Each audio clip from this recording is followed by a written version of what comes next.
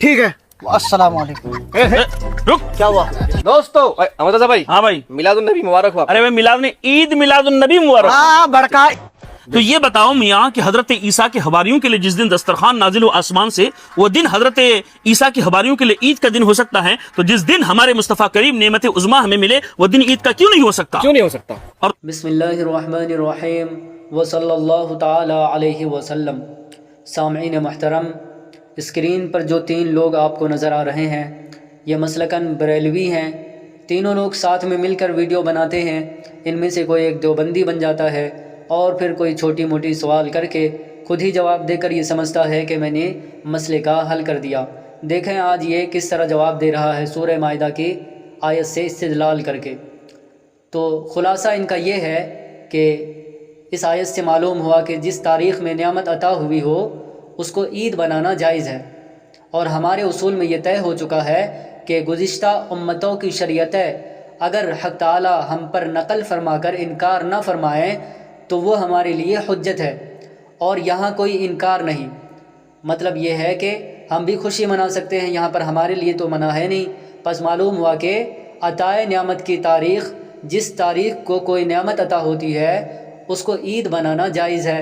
اور حضور صلی اللہ علیہ وسلم کی ولادت ظاہر ہے کہ نعمت عظیمہ بہت بڑی نعمت ہے، لہٰذا آپ کی تاریخ ولادت کو عید بنانا جائز ہوگا.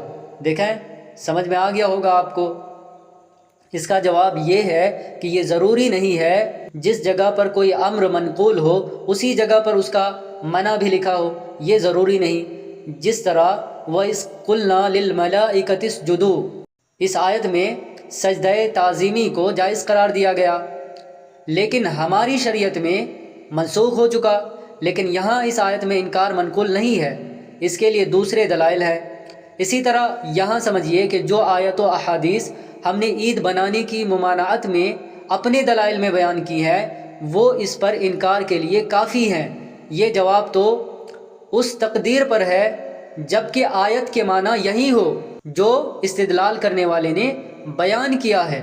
دوسرا جواب یہ ہے کہ اس آیت سے یہ ثابت ہی نہیں ہوتا کہ عیسیٰ علیہ السلام کا مطلب یہ ہے کہ نزول مائدہ کی تاریخ کو، یعنی جس دن آسمان سے کھانا نازل ہوا اس تاریخ کو عید بنا دیں، اس لیے کہ تکونو میں ضمیر مائدہ کی طرف لوٹ رہی ہے.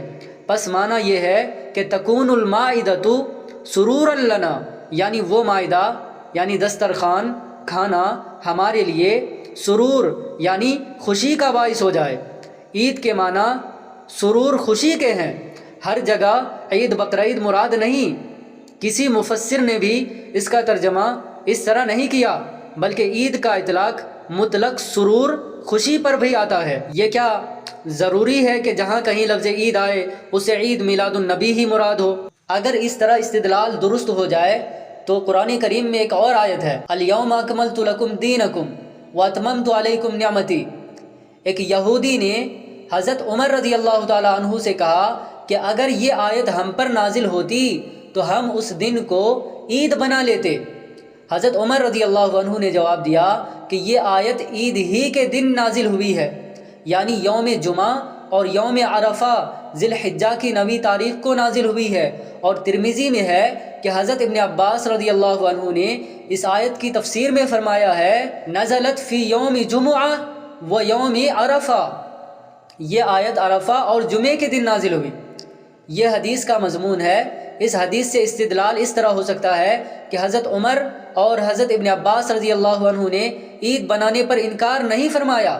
اس سے معلوم ہوا کہ عطائے نعمت کی تاریخ کو، یعنی جس تاریخ کو بڑی نعمت حاصل ہو اس تاریخ کو عید بنانا جائز ہے، اگرچہ یہ استدلال ان اہل بدعت کو قیامت تک بھی نہ سوچتا، لیکن ہم نے نقل کر دیا. ان کو اس میں بھی گنجائش ہو سکتی ہے.